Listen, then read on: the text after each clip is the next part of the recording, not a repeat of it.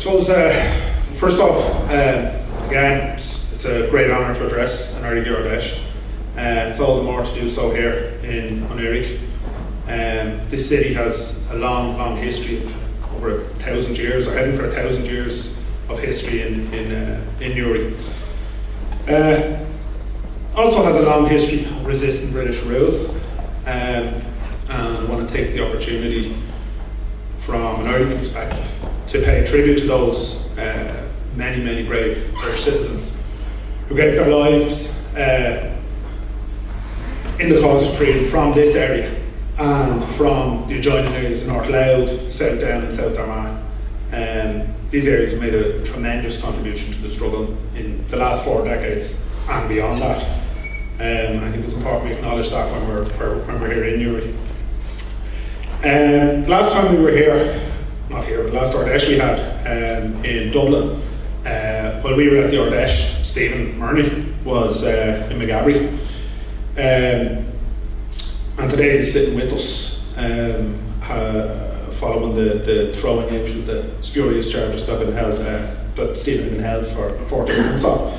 So again, just on behalf of the party, I want to acknowledge the bravery, the dignity and the principled position that Stephen took while he was imprisoned. Would have been fairly handy for Stephen to get bail. He didn't, he took a principled position. I think that should be acknowledged by the party here at this Ard Fheis. 2014, it's been a big year for us. In May we stood a panel of 8 candidates in the local elections in the 6 and 26 counties. From Antrim to Wexford, we engaged with tens of thousands of people through leaflets, through canvasses, formal canvassing, chatting to people in the pub, at work, whatever. A widespread engagement with tens of thousands of people. And during that election, we chose to tell people the truth. I mean, with many of the conversation with Sean Doyle about it during the election and after the election, we chose to tell people the truth, right? Other political parties chose to promise people sunshine and happy times. We promised people a long, dirty, hard fight to take back control of our country. We told people that we would stand beside them in the fight for a better Ireland, but we wouldn't fight their fight for them. We promised nothing that we couldn't deliver. Now, as electoral strategies go, it probably cost us votes, to be honest. But to be dishonest would have cost us our integrity. We chose not to sit out the election. We could have waited a few years more before going head to head with the establishment parties. We could have chosen to give the pseudo-revolutionaries, and there are quite a few brands of them, a free run at harvesting votes in our areas. But that would have been the wrong thing to do. For the first time in 20 years, a genuinely radical, socialist, revolutionary Republican organisation was able to offer a number of communities the option of voting for radical change. Thousands of people gave our candidates their first votes, and thousands more gave them preference votes. In my opinion, and there's different opinions, but in my opinion, it was a remarkably good result when you compare the resources that were at our disposal and the resources that were at the disposal of most of our opponents. And it was all the more remarkable when you consider the fact that our party and our politics have been on the receiving end of years of virulent media attacks by the state and attacks by the political establishment. Over the last few years, the right-wing forces on this island, they have done all in their power to turn Éirígí into the bogeyman of our times. We've seen that again in the water tax. And that's the backdrop against which we contest the elections and still secured thousands of votes. The entire election campaign and result was a massive achievement for a small, entirely voluntary, part-time organisation with extremely limited resources. You know, I think we as Republicans are very hard on ourselves. I think we tend to beat ourselves up about how well we are doing or not doing. Our organisation started with a handful of people. We have no big backers, no big finance. Everybody is given of their own time, voluntarily, and not just for a week or two or around Easter, week in, week out, month after month, year after year. And I think, for an organisation with as radical a set of politics as we have, to have attracted the support of thousands of people is a significant achievement. Didn't change the world overnight, but it was another step forward for Éirígí and our wider struggle. Again, on behalf of the party, I want to thank our candidates, our members, our supporters for the work they put in, and there was massive work put in during the election. I think we should also, it's important to thank those thousands of people that voted for Éirígí during the course of the election.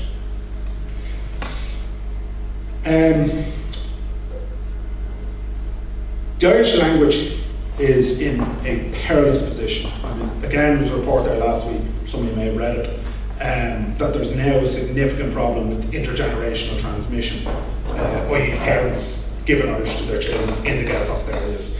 The language is probably in a terminal decline within the Gaeltacht, and potentially within 10 years, the Gaeltacht will cease to exist as viable communities, right? So, a language that's been spoken for thousands of years is now in great peril. 100 years after the Brits almost pulled out of the 26 counties, the language is in this weakened position. In the 6 counties, the unionist veto is alive and well. Gregory Campbell's comments of a couple of weeks ago tell us all really what unionism thinks of the Irish language and its ability to block change and to block the creation of an Ocht.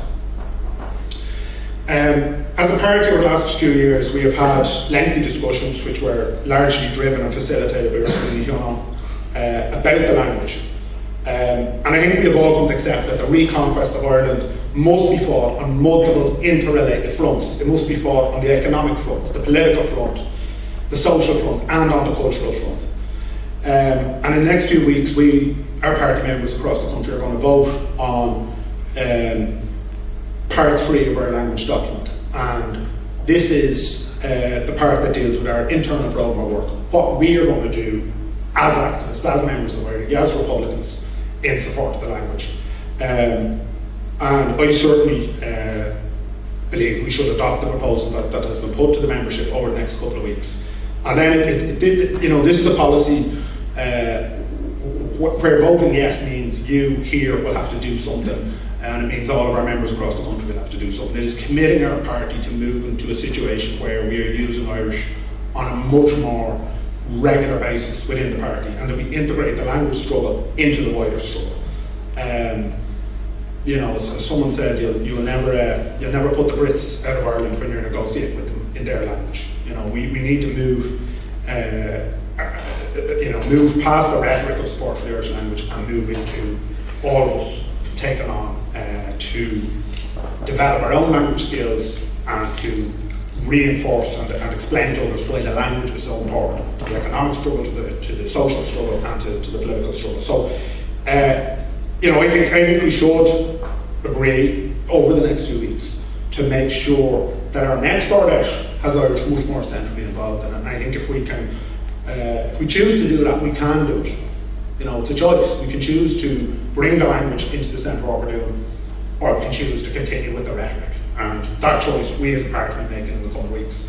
And I for one hope we make the right one. Just want to talk a little bit just about our own organisation's developments. Over the last 8 years, we've developed an organisation, a foothold you might say, along the east coast of the country. Okay, we've activists and branches in Belfast, in Newry, in Dublin, Bray, Arklow, Wicklow, Gorey, Enniscorthy, New Ross, right down the east coast. Every 10 or 15 or 20 miles, you're hit a few Éirígí activists. Well, you don't hit them. Hopefully not. Right? But we are active along the east coast. And that took us probably 4 or 5 years to get to that point. The last 12 to 18 months, looks like we're starting to see meaningful developments off the east coast. Okay, in Derry, Galway, Longford, Tipperary, Carlow, we are starting to put down roots. We have activists, and we are slowly starting to promote and develop the Socialist Republican message in those communities. It's big stuff for us. If we play our cards right, if we keep level heads, if we work together, I believe that those activists in Derry, in Galway, in Longford, in Tipperary and in Carlow will develop organisations around them over the coming years. There's no reason why they couldn't. And that creates almost that domino effect. The more areas we're active in, the easier it becomes to become active in additional areas and adjoining areas. And I think we can, with some confidence, say that we're now moving towards becoming a truly national organisation as opposed to an East Coast phenomenon. And that's a significant advance. And like the election, I think in Ard Fheis is a good time just to recognise your victories, to recognise the things we're doing well and where we're making advances, and to register that and congratulate her and ourselves on it.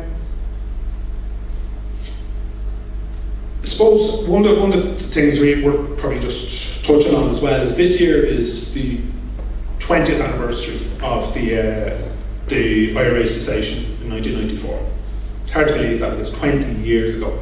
The war that preceded it had run for 25 years. So you're nearly as long now since the ceasefire as you were the entire length of that 25-year conflict. And we made this point before, and I've made it before, but I think it's important to restate it, that we as Republicans,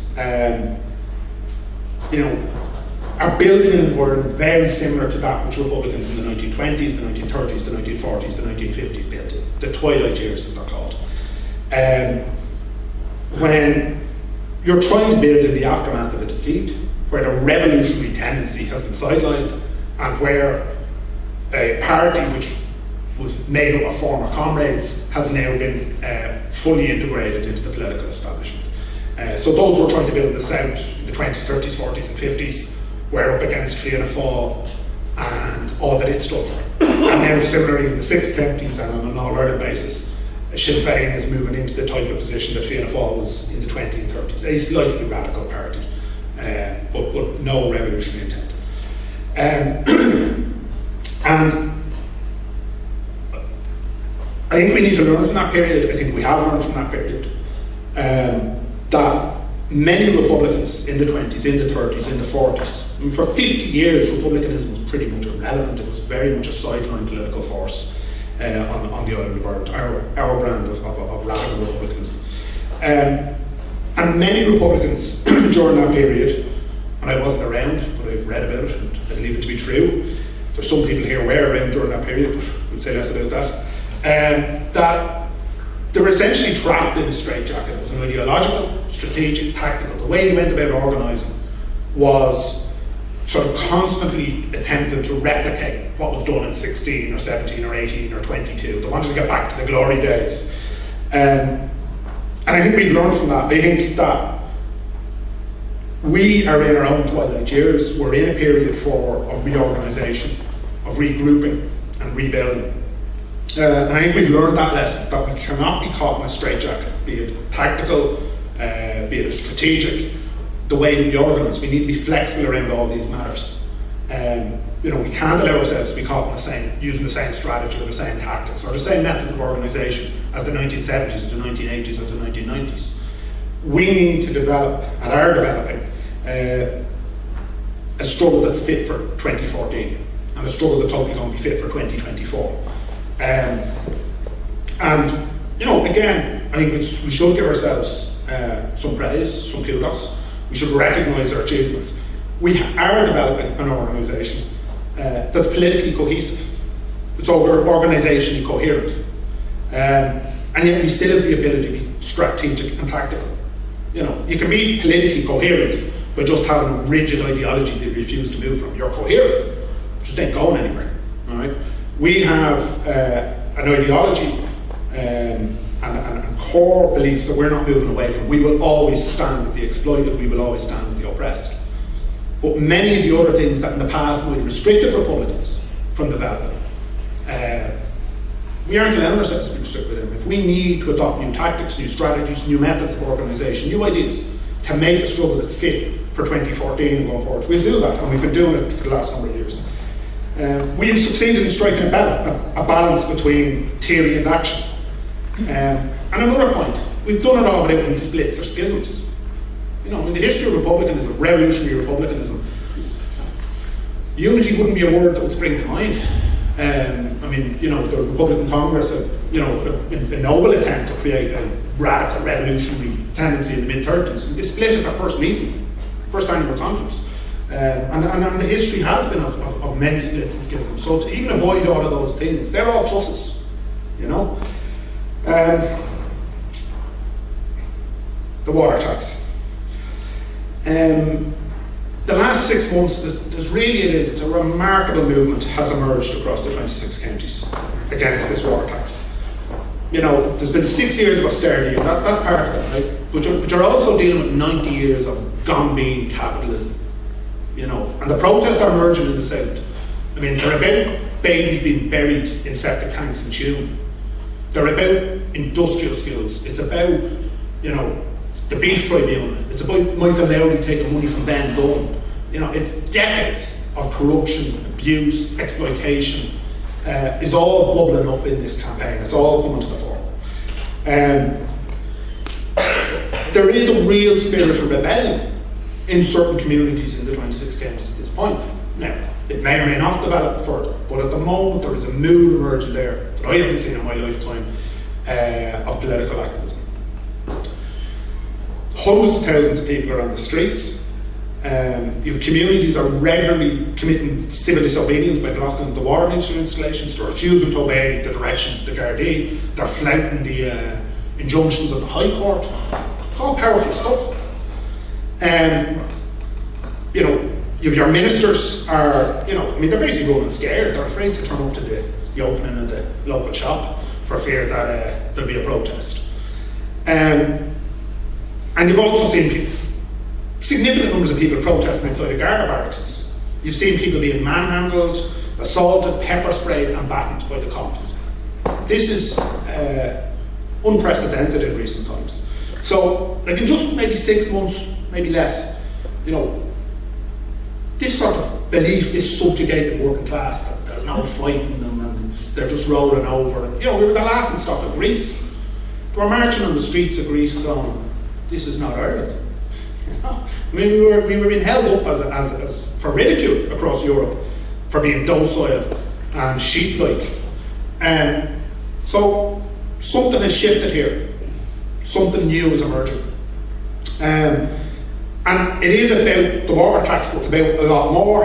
It's about a lack of democracy, it's about austerity, it's about political corruption, it's about the power of the corporations, it's about the cops, it's about justice, it's you know, it's so many issues. And it does seem that the worm is turning. It does seem the communities that many people nearly given up on, that they would ever fight back, seem now to be moving towards some form of rebellion, some form of resistance, some form of fight back. So during all this water tax campaign, and particularly in the last 4 weeks or so, you've seen a concerted effort by the Garda press office, senior sources in the Gardaí, aligned with Dennis O'Brien's media, you know, the usual suspects, Tom Brady, Jim Cusack, Paul Williams, they're crime journalists, pumping out stories about our involvement in the water tax campaign, about the sinister fringe, the dissidents, all of this, a constant stream of it coming from the political establishment and their mouthpieces in Dennis O'Brien's media and in the state media.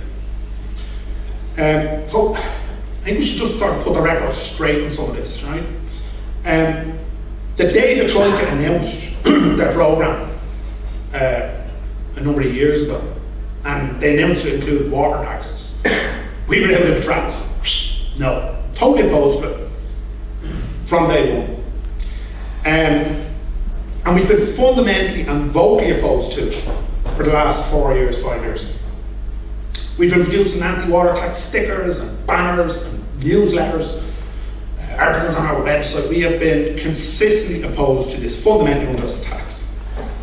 And we right from the very early on here, we've been calling for physical opposition to the water meters, to get out and block them and stop them.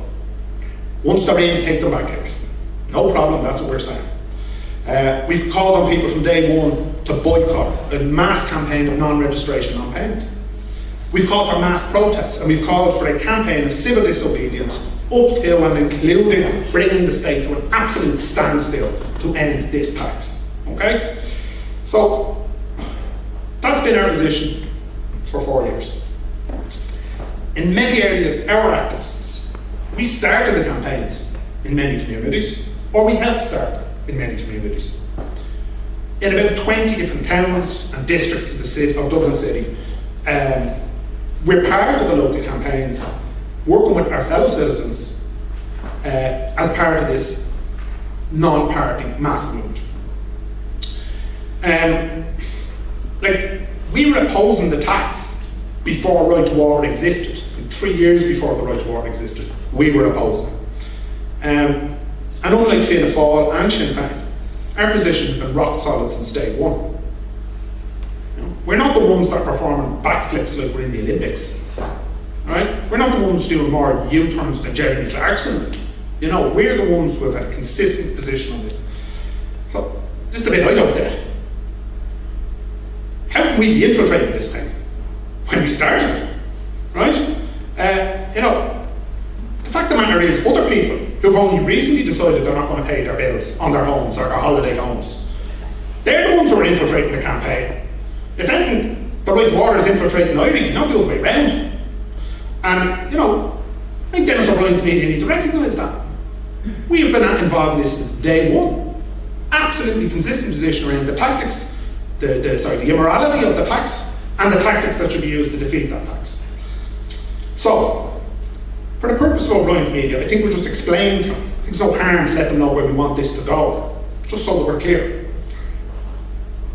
We want this water tax defeated. We want the victory to go to the working class, to give people confidence, to give them hope. We want a class that has been downtrodden for decades to get self-belief, to understand that they can win things, not because politicians won it for them, because they won it for themselves. And we hope with that confidence that the mass movement will grow, that it will go across the border, that it will bring Fine Gael and Labour to its knees, and the DUP and Sinn Féin to their knees. We hope that mass movement will roll back the austerity programme, that it will roll back all of the anti-social and anti-community policies that have been implemented. And we hope that people power will systematically target every pillar of the rotten, corrupt statelets that exist on this island. And we hope that what starts out as an anti-water tax movement will evolve and develop into a full-blown anti-capitalist and pro-people movement. So, that's our wish list. Whether it's going to happen or not is another matter. But that's what we'd like to see happen. So, for the purpose of Dennis O'Brien's papers and for RTE, that's Éirígí's position. We want this movement, this water tax movement, to head towards revolution.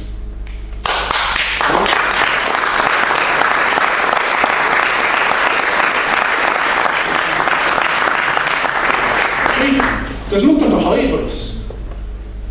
We wear our dissent on our sleeves. We dissent from British, EU and US interference in Ireland's affairs. We dissent from an economic system that benefits the few over the many. We dissent from a system that nurtures sectarianism, racism, sexism and homophobia. We dissent, therefore we are dissidents, and we wear it with pride. There's nothing to hide with Éirígí. We are what we say we are. We are committed to an Irish revolution. We want it on both sides of the border. And we wanted to sweep aside the corruption, the domination and the exploitation of the past. And we want an Irish socialist republic, and we would like to have it yesterday. So let's be clear about what Éirígí stands for. We have not infiltrated and we have not undermined any movement. We have been always open and consistent in what our politics are about. The water tax campaign, and indeed over the last few years, you've seen a shift across the island towards sort of non-traditional, amorphous, loose organisations and towards independence.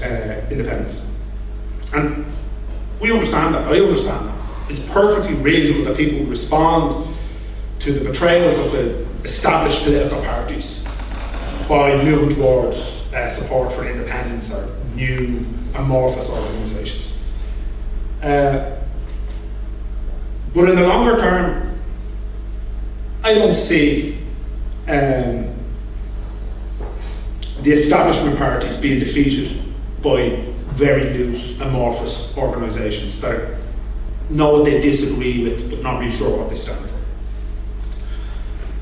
The roots of the, and Conor McCabe touched on it, the roots of the political and economic class, the elite, are so deep, north and south.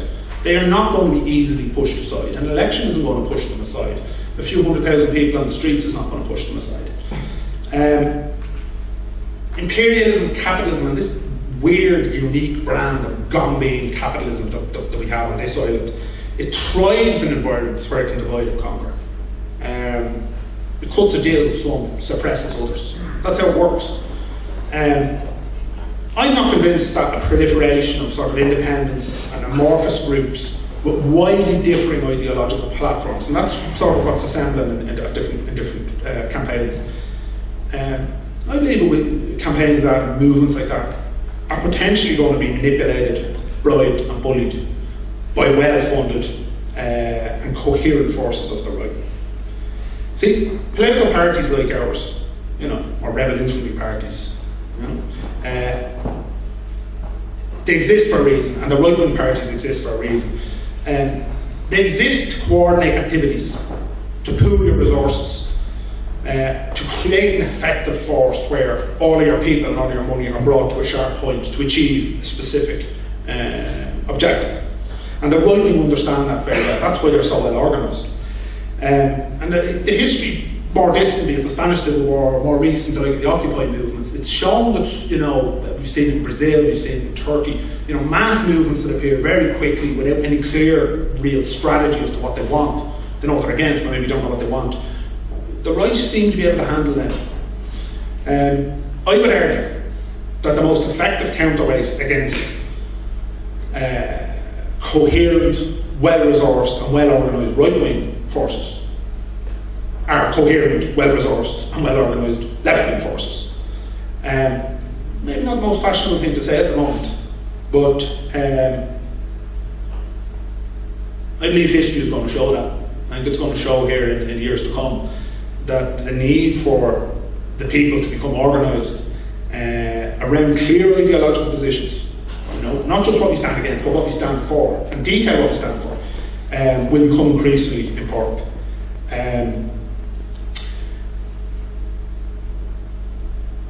The Irish working class is crying out for a revolution.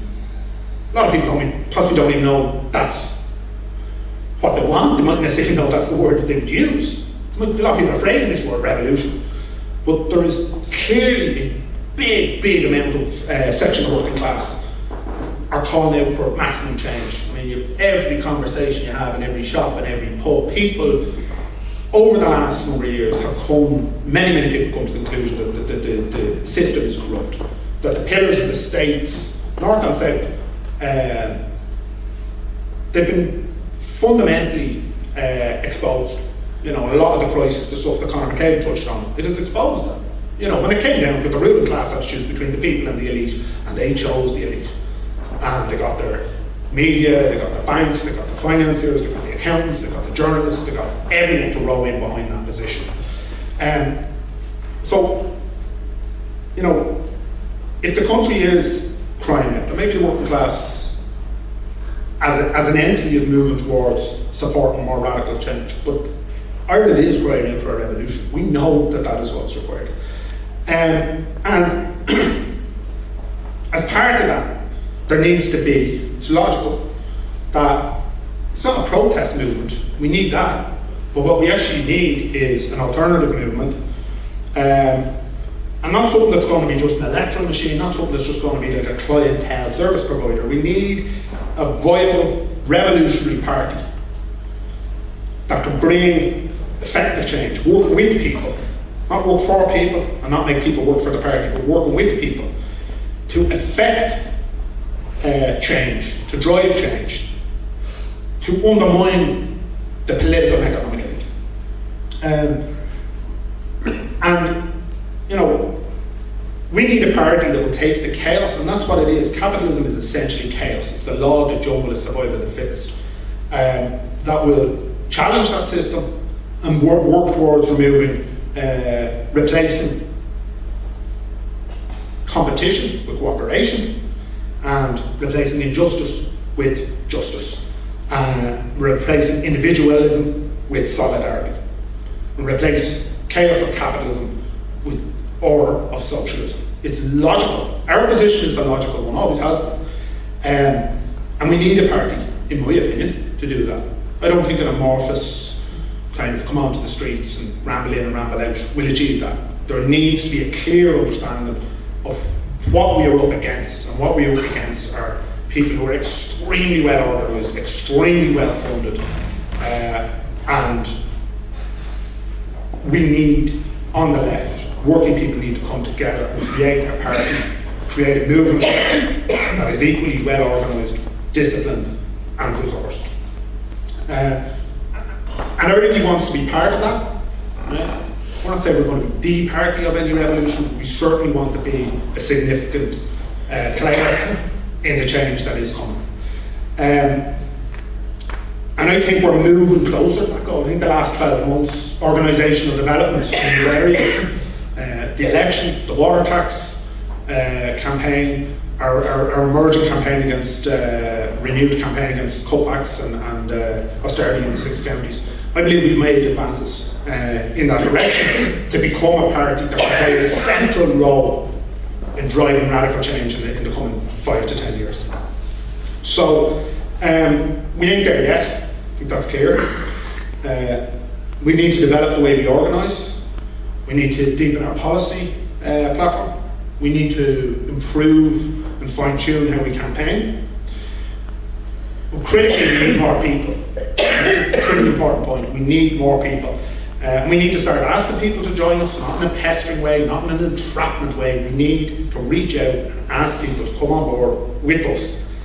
We need people who have experience as political activists, and we need people who are brand new to political activism. We need male, we need female, we need north, we need south. We need people. And I want to encourage people and ask people, you from here, asking you to go out, people who may view this on the internet, join us. We're building this party, and we're absolutely clear about what we stand for and what we stand against. We've done a lot of hard graft in the first 8 years. We're on the verge of creating a national organisation, and we would ask people to come with us.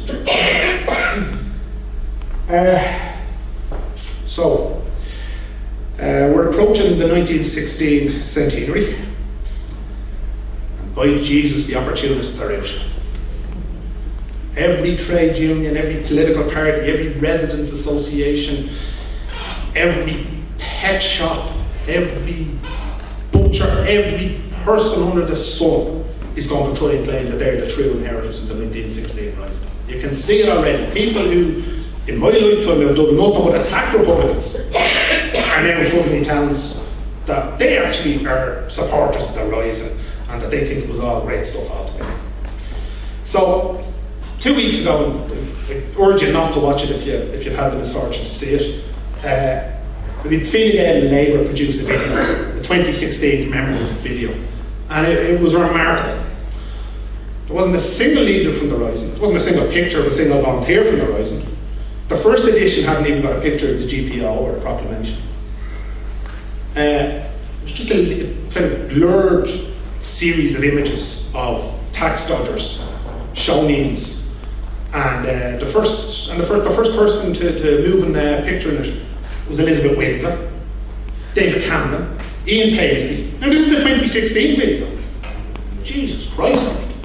This is the mindset of the revisionists in the South, and let me tell you, I have a suspicion there's plenty of them up here as well, who will revise history to suit their political analysis of today.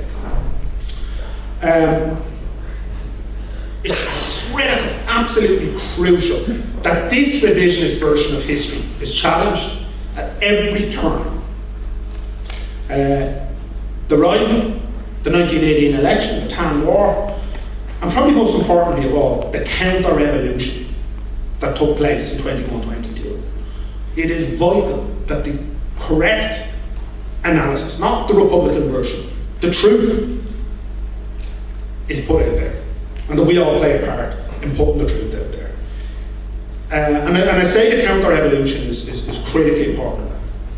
You know, Civil War, actually we were all at fault. Brother against brother. It was terrible. Don't talk about it anymore. You know, it was a counter-revolution. That's what it was. And what we're dealing with in the south and we're dealing with in the north is the product of the counter-revolution. 26 counties is not Ireland. It certainly isn't the Republic.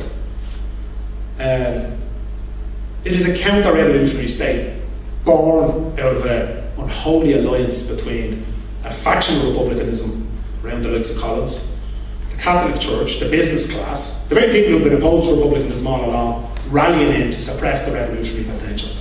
And that's a key message, because when people are talking about it, and again, you know, touching on some of the stuff that I've talked about earlier today, that the notion that, you know, it's our country or our state in the 26 counties, and by our I mean we as Irish citizens, it's laughable. It was never our state, it was never our country.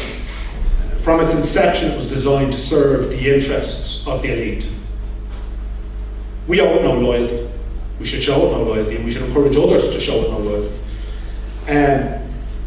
That revisionist battle is going to be massive, and it's already been engaged, the battle between the truth and the revisionists. And we just can't surrender. We can't let the 1916 rising, you know, that ground to be surrendered to the political establishment or to the pseudo-revolutionaries, those that would tell you they're for a revolution and radical change, and they're nothing of the sort. We cannot surrender that ground. But I don't just mean Éirígí, I mean genuine Republicans from all organisations and from none. We need to get our act together, and we need to develop a narrative which tells the truth, for fear it would be swamped with the opportunists like the Jack O'Connors and the Enda Kennys, who will claim over the next 18 months that they are the true Republicans who stood honest and stood in support of Pearson Connolly. You know, it's a nonsense. We don't claim to be the true or only or sole inheritors of the 16 Rising. But I tell you what, we have a hell of a lot more in common with Connolly, with Pearce, with Clark, than the pretenders and the pseudo-revolutionaries. We don't claim to be the inheritors of the first thought. But by our actions, by our deed, by our analysis, it is patently clear that we are in line with the ideological thinking that led to the 16 Rising. Think about it. We believe in an Ireland it's a single nation. The national territory is the island of Ireland, the seas and our islands. Yep, tick the box. That was part of the 16 manifesto. We believe our natural resources, our oil, our gas, our minerals, our water, our forestry and the land should be used to the benefit of the majority, not just to line the pockets of the few or of the corporations. Like them, like the leaders of 16, we believe the children of the nation should be treated as equal, regardless of their skin colour, regardless of their religion, regardless of their skin, regardless of their sexual preference, and regardless of their class. We stand for real equality. And like the leaders of 16, we believe that imperialism should be resisted, and that imperialism could be the British occupation of these 6 counties, or it could be the US use of Shannon, or it could be the EU and Troika's interference in all of Ireland's affairs. Like the leaders of 16, we believe that people have the right to strike back. I don't think Enda Kenny believes that. Pretty sure Jack O'Connor doesn't believe it. At this stage, I'm pretty sure Jerry Adams doesn't believe it. We believe it. We believe that people have an inherent right to fight, to strike back, to use whatever means they deem to be the correct means at a point in struggle. I think that's in line with the 1916 Rising. I think when the Irish Citizen Army put their rifles on their shoulders and marched out of Liberty Hall, they were asserting the right of the Irish people to stand up for their economic, political and human rights. And we stand by that same principle. And like the leaders of 16, we hold that reform, elections, polite marches will achieve only so much. That the only way you will remove the rot, the corruption, the exploitative class on this island is through revolution. You won't do it any other way. So, as we approach 16, the anniversary and the centenary of the 1916 Rising, let us take our rightful place alongside other citizens in celebrating the most important one of the most important historical events in Irish history.